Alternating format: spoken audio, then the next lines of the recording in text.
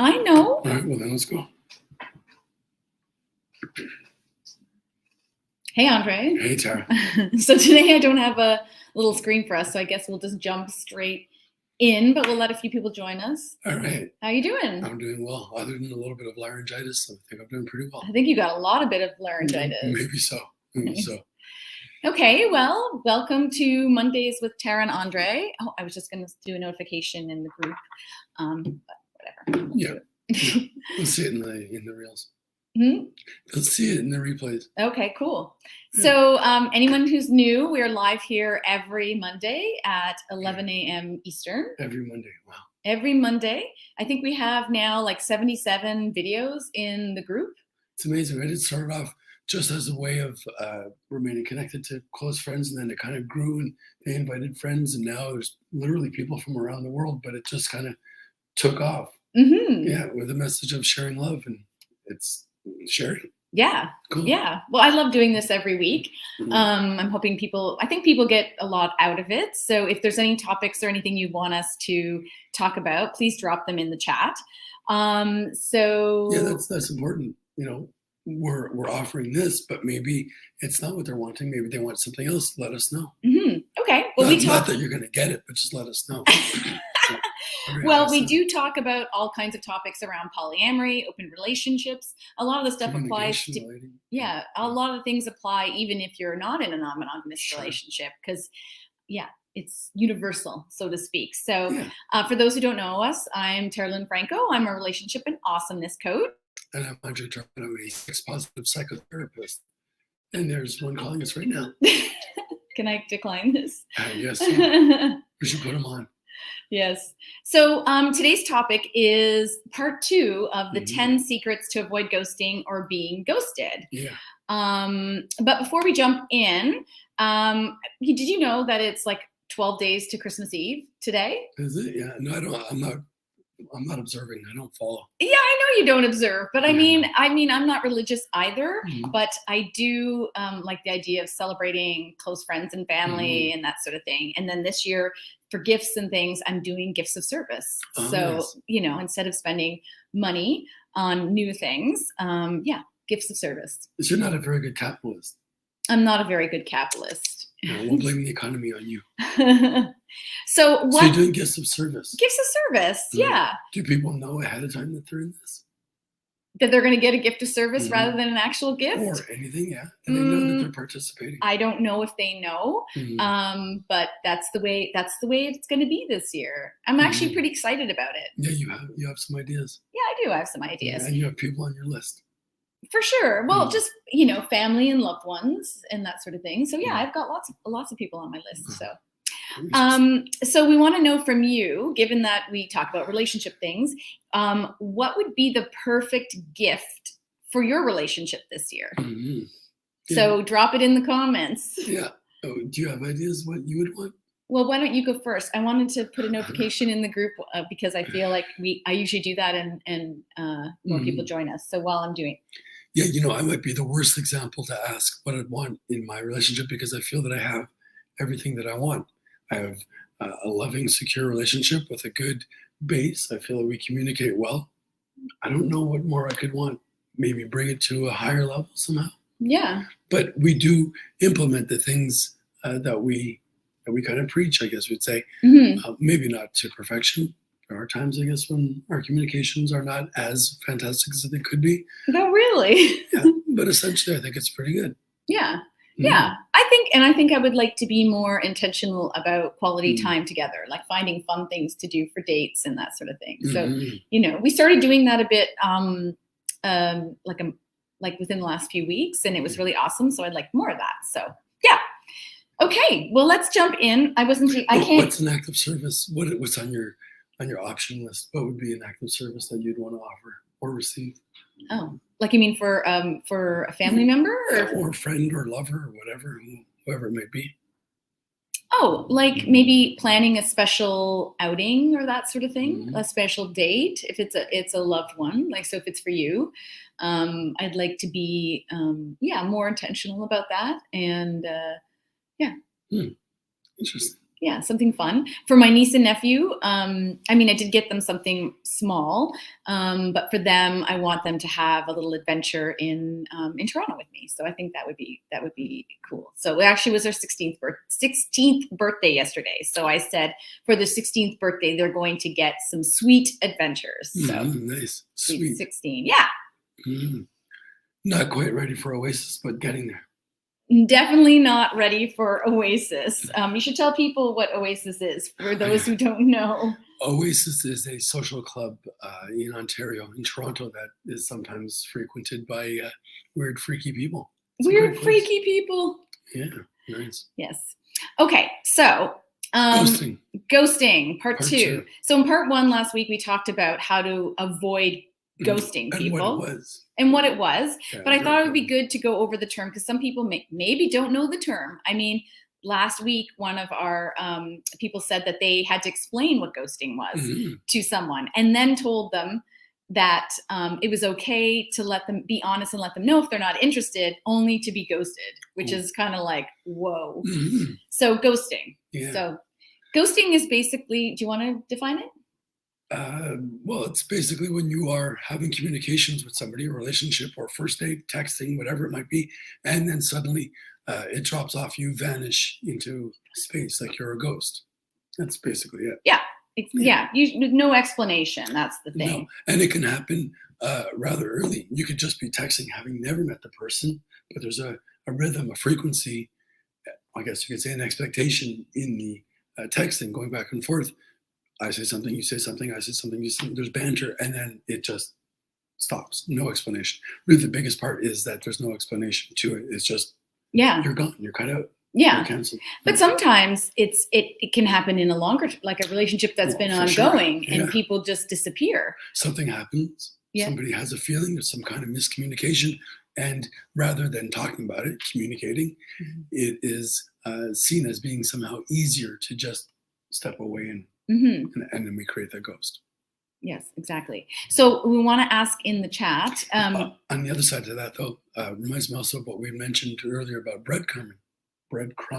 We said of breadcrumbing that it's like you are aware that you might become the ghost, or the ghoster rather, and you're not wanting to do that. So in order to avoid having the sticky feelings, you might offer the person little tidbits here or there to kind of keep them interested. But really, it seems as though it's in the service of you're not having to own up to those feelings to make that uncomfortable announcement, I'm not interested.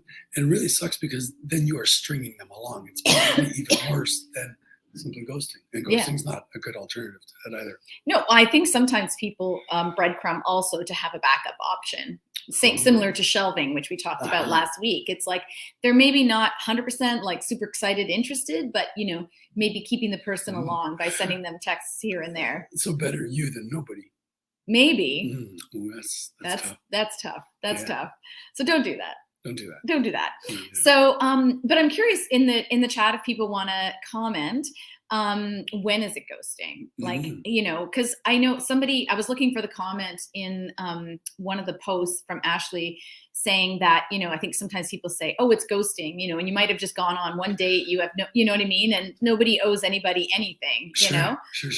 And I'm also thinking about another scenario where I was speaking to somebody and we had just started texting. I didn't tell them all that was going on in my life, but I got busy, something happened, something big happened, and I wasn't back to respond to them. And they asked if I was ghosting them when I had every intention to come back. So when is it ghosting? How do we know? Yeah.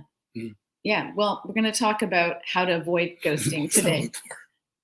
Nothing. I was just looking. I was thinking. That was my thinking look. It wasn't a look. I'm not used to it. You're not used to it?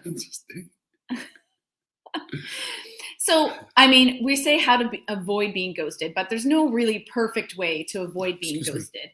But I think there's a few things you can do that could help you not be ghosted or address it, or at least deal with the feelings, that are associated with it. Yeah. So by all means, ghosting is bad. Don't do it. If you're the one doing it, don't do it. And we want to see if it's the other person, but for me, I'm always wanting to look introspectively and see, well, what part did I play, if any, in it, right? Yeah, exactly. So it made me think about, we start off rather casual. Hey, let's meet for a drink. The texting has been going well, the conversation as well, and we're going into it. And suddenly we get there, and I feel the energy. I'm inspired, and I'm like, oh yeah, we should go skating. We should do this, and we should go do that, and or yeah, it'd be fun if we could do this. And all of a sudden, they might be like, whoa, like I just met you. Like I wasn't like so down for all this yet. Maybe I am, maybe I'm not. I don't know, but you're coming in at a 10. It's like a little bit too much for me. Yeah. Did I then create this opportunity, this scenario where the other person was interested, but maybe feeling it was too much and felt overwhelmed or too responsible for it? So then did I have a part that created that? Yeah, that's totally a possibility. I think someone put in the comments, what do they suck at in relationships? Because that was a topic a couple of weeks ago, and they said they love bomb. So that's sort of like an example of love bombing, when you just kind of come in strong and that sort of thing. And I think it's awesome to be enthusiastic, but depending on what the other person is like and what their personal circumstances are, it might not be welcome. It might be scary, Follow the contact functioning. So all of a sudden, we're rather casual, and you text a line or two, I text a line or two, you text a line or two, and all of a sudden it comes my turn, and I put this whole big thing in there. Or the frequency of it. Those things can be love bombing, right? It's like too much. You're looking at my bow tie. No, I was just sort of looking at your collar. It's not quite flattened. Oh, man. But nobody can see it. It looks perfect on camera. Now that you pointed it out, let's see, it's not quite flat. Well, and the other thing sometimes happens as well is you might be really emotional and talkative and that sort of thing. And if the other person has any sort of neurodivergent, that also might be too much. Sure. So it might not necessarily be your fault per se, but it may be too much for them to handle. So that's when... Yeah, so be aware of who your audience is, right? So also, if we have any knowledge or insight into attachment theory, we can look and see, well, are they anxious, avoidant? Like, how are they with my approach? So they might say, oh yeah, I'm looking to hook up with somebody and, get a partner or whatever it is. And yet when offered that opportunity, the reality might be too much, and they might kind of pull back or push you away. Exactly. Some people do that. Yeah. But if you are ghosted, I think it's hard because you may feel like you may go through every possible scenario. And, there could be those circumstances where it's your fault, not fault, but you played a role, I guess you could say. It's nobody's fault.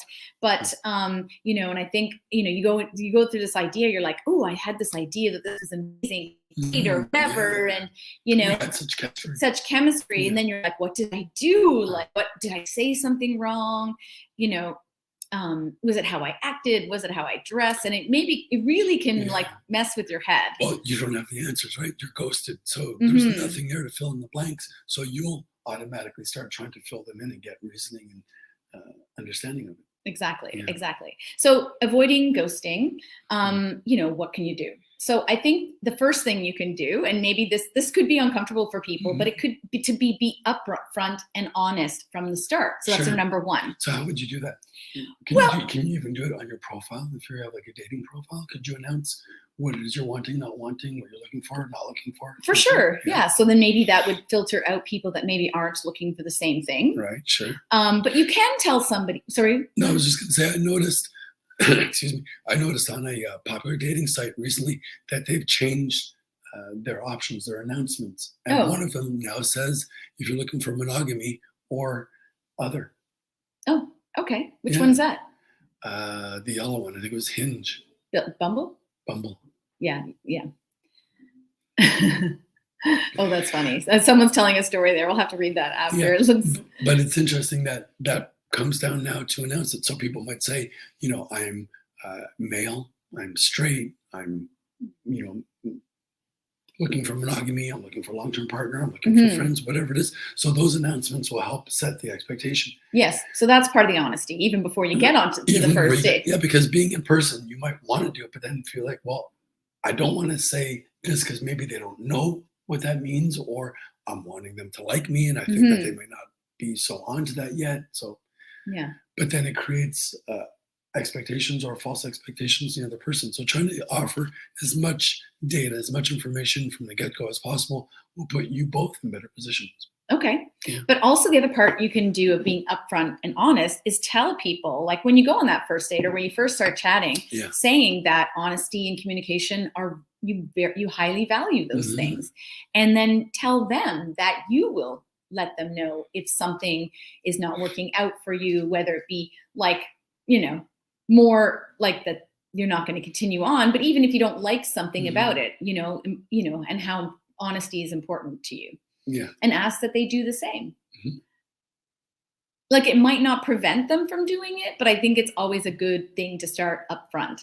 You know, you're absolutely right. It might not prevent them. We have no influence or responsibility over their actions, what they do or they don't do. But at least we'll know that we did our due diligence, that we were upfront about it and communicated as best we could. Yeah, you can assure someone that you'll be okay with whatever they say. You'll be able to deal with it, but you'd rather hear rather than you know, you welcome that rather than being ghosted. And I know, like the example I gave, you know, that was last week, they did tell someone this, and that only to have that person ghost them, which is like terrible. But I mean, it says something, right, about the person. But anyway. What's it say? Well, it says maybe they don't value honesty, or they're scared. I mean, it could say a lot of things, right? I don't think people are intending to hurt people when they ghost. I think that's important. So if you've ever done it, or if it's ever happened to you, it's not their intention. It's just, I think sometimes people have a hard time saying no or being honest. I think that's why number one was to be honest and upfront and lead by example. So, but you know, it's like most other things. The more you do it, the easier it gets, right? So in the beginning, it might be scary to say, you know, this is what I'm looking for. This is what I'm not wanting. Or I don't want to do this, and that might be a little bit foreign. But as you practice it, it gets easier. Okay. Yeah. Cool. So number one, be upfront and honest. Share your values. Number two is don't assume yet, and say something. Yeah. So what are we not assuming?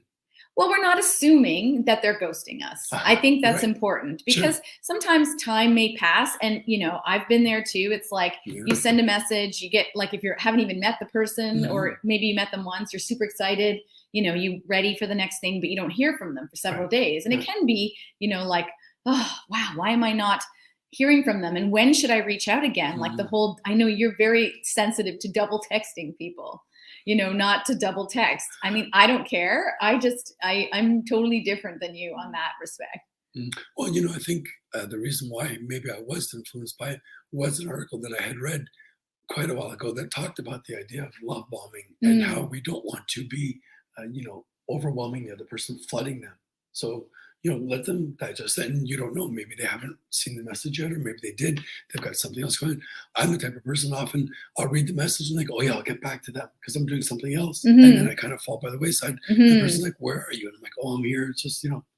So yeah, we don't know. So don't automatically assume that you've been ghosted. Maybe there's just something going on. Give it a moment. Take a breath. Yeah, take a breath. Yeah. So don't assume, but you can, you know, you can say something. If you really want to know and you haven't heard from someone, it's an opportunity for you to reach out and then, you know, allow them to give you an explanation, right? Like there could be anything going on, and you can believe, you have the choice to believe whatever it is you want. So you could say, the example I read in an article was, you could say, hey, I haven't heard from you. Just wanted to make sure we're not missing each other. But if you're not interested, that's okay. Just let me know. Yeah. I mean, that's pretty abrupt though. I know it's kind of like, ooh. That's like the second part of that. But yeah, the humorous part is interesting because I remember not long ago, somebody sent me a text like, hey, stranger, are you still alive? And I was interested in this person. And, you know, I was like, oh yeah, I'm just, you know, I've got this going on, and it was fine. But they used a little bit of humor rather than like, hey, what the hell, man? Like, where are you? Like, you know, or assuming that they were being ghosted. Yeah. So you can say, hey, like, hey, is this happening? Am I being ghosted? Yeah, that's another great one. Yeah, meet it head on with a little bit of humor. Good. But the idea is that it brings it out so we can have a dialogue about it. We can talk about it, and they'll be like, actually, I haven't gotten back to you because I thought about it. I'm not there, or I'm not feeling it, or, you know, I think you're great, but it's not happening on my side, whatever the offering might be. Yeah. So that's number 2. Don't assume yet. Say something. Number 3 is depersonalize. So don't take it personal. Yes. How do we do that? I mean, it's you and the other person involved. How are you going to resist personalizing it? Well, part of it, as we mentioned earlier, we might look at where they're coming from, right? So we don't know them really that much yet, perhaps. They're strangers that we're getting to know, but we might look at certain indicators, certain clues that inform us as to where they're coming from. So if they have any issue with attachment, for example, then it might be difficult for them to allow for this expression, to invest this way, to communicate. So if we can identify these things, that might help in depersonalizing it as though, well, it's something that I'm doing. Yeah. But at the same time, it also makes me think, if there is a repetition going on, if 9 out of 10 times I get ghosted, well, if I'm the common denominator, maybe there's something there that I might want to look at as well. What part do I play in it? So there's the personalizing and the depersonalizing. Well, what part might you play in it if it has happened that many times? Well, for example, if I look at my own relationship styles, maybe I have something with attachments that I'm not wanting, even though I'm actively, consciously searching for them. Unconsciously, maybe when they do offer themselves, they might be kind of scary or overwhelming. And then, consciously or otherwise, you might want to kill them off. You might want to have some separation. Okay. Some people do that. Right. I mean, I had a thought and it went away because I was listening. I was listening and it went away. You're actively listening. Wonderful. Yeah. But I think it's important not to dwell on things. Like, I mean, it's harder, I think, when it's been a longer term relationship and someone just it's been an ongoing thing and someone just disappears. Well, that's interesting. So it's going, longer term relationship, and then they kind of just disappear. To me, that sounds like there's an incident. There's something that happened. Because it seemed like it was going fairly well, unless it's just a feeling of that intimacy building up, and then it reaches a critical mass. You're like, whoa, I'm too close, I'm too invested. Let me pull back. Yeah. I think it's important to process how you feel about it and what happened and your possible role, and not ignore that it happened. Right. Kind of understand what your response is to it, your feelings, but you can also decide what you want to believe about the situation. And in the end, I think it's important not to process, but not dwell. Process and not dwell. That's good advice. Yeah. Okay. What do you think about that? Yeah, I think that's excellent. Okay. Which leads well into number 4, which is do what you need so that you can move on with your life. So don't get fixed on this issue. Don't get fixated on it and think that, it is the end all, or don't overestimate it. Don't inflate it into being a big deal. If the person ghosted you, well, then there are things at play in that, but that doesn't mean that it's going to translate to all other areas of your life and muddle all of those. Yeah, exactly. Yeah. So you may, depending on the seriousness of the situation, you may need to take time off, talk to a friend, do some, I know the one article said, take a luxury cruise. I mean, I think that's a bit extreme, but if you want to take a vacation, if you need a vacation, then, I mean, that's cool too. But to me, those things sound very much like they're in the service of compartmentalizing, right? So we can identify it and we can take that and we can put it in the container and then go on with the rest of our life, doing the other things, knowing where we're valid. And then we can come back to that and unpack it and see what was at play and go from there. Yeah. And I think also, I'm going to go back to it because I think, we can decide, how we want to feel about it. We can decide, what we learn from the situation, what may have been at play. There's a lot of things that we can decide about it. We can also decide that it's not about us and it's about the other person. Sure. And one of the helpful ways to do that is to be able to identify the positive things about ourselves, right? So we could simply look at it and say, oh, I'm such a loser. Everybody goes to me, and we start creating this black and white absolute scenario, which is just on feeling, not on fact, and will weaken us, as opposed to being able to say, well, this happened here. Let me put this over there, put a little bit of distance, resist personalizing it, and then look at all the other positive things that are going on and say, well, you know what? In light of that, yeah, I can see where this might have gone south, but it's not the entirety of me. And we go on. Awesome. Yeah. Okay. I like it. And number 5, so that was number 4, do what you need to do so you can move on with your life. And number 5 is find closure in your way. Interesting. Yeah. So for some people, the best closure is to really get the answers. I know, and sometimes you won't, even if it's a breakup sort of thing. And it depends on the person and the situation. I know I worked with someone and, they were desperate to get more information from the person because they decided not to continue on with the relationship and they were just not getting much from them. They just basically gave them a simple answer. It's, I can't remember what exactly they said, but it was not sufficient. Right. And they really wanted the details of everything. And sometimes you don't get that type of closure. So then that's where you, again, can decide what it is that you want to believe about the situation. So you need to create your own. So you can talk, like you said, talk to a friend, talk to a therapist, talk to somebody about it, and, reassure yourself that, you can take ownership of any role you might have played, but also that it's not only you. Right. You can even, I know some people will write it like a letter and stuff that they never send. I mean, this depends on the total seriousness, the seriousness of it.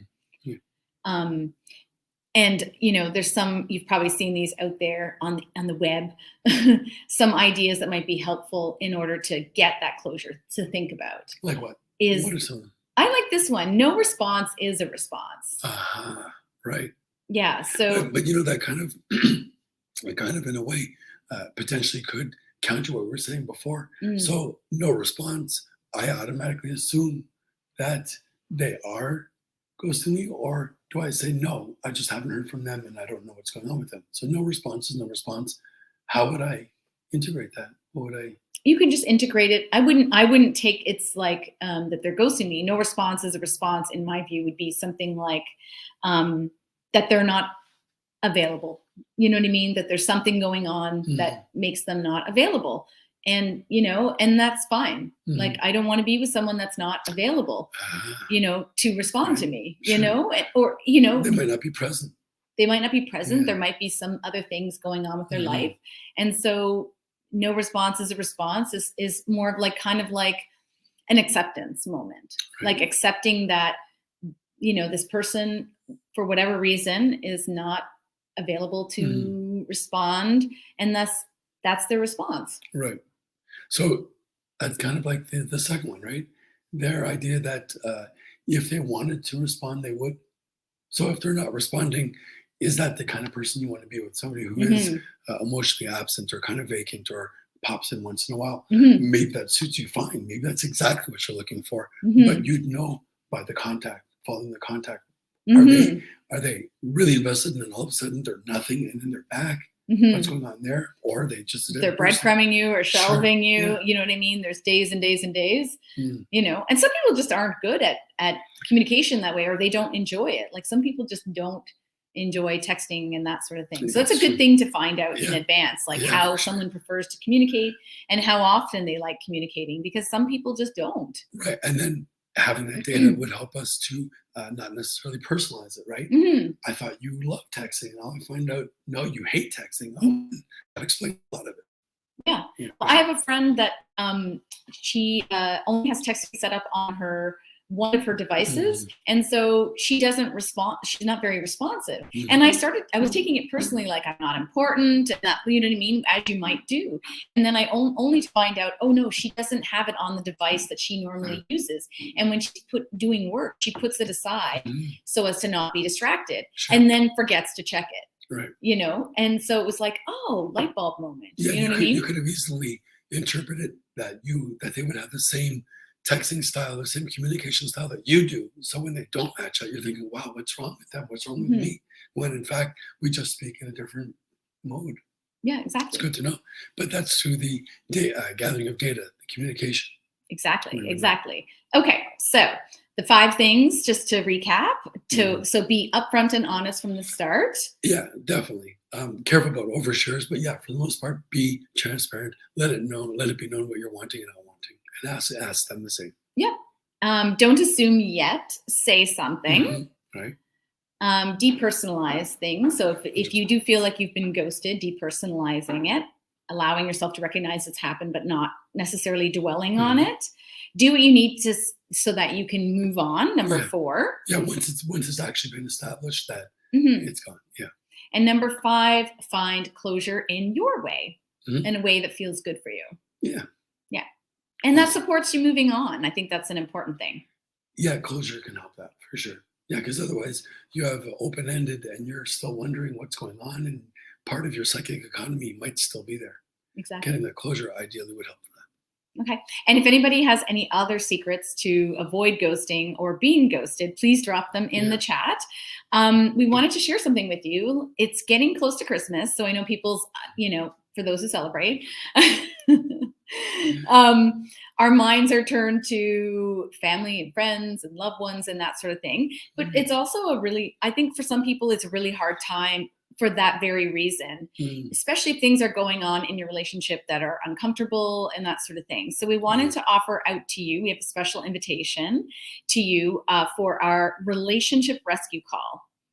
So for the next 12 days, essentially, our calendar is open to have a, complimentary 45-minute call with us where we'll kind of, look at what's been going on in your relationship, like what the issues are. Assessments. Like do a bit of an assessment, figure out what those are, what might be the causes, and then set you up with an action plan that you can take on right away, either on your own or with our help. And we're happy to do that. There's a few spots available in the next, like I said, 12 days.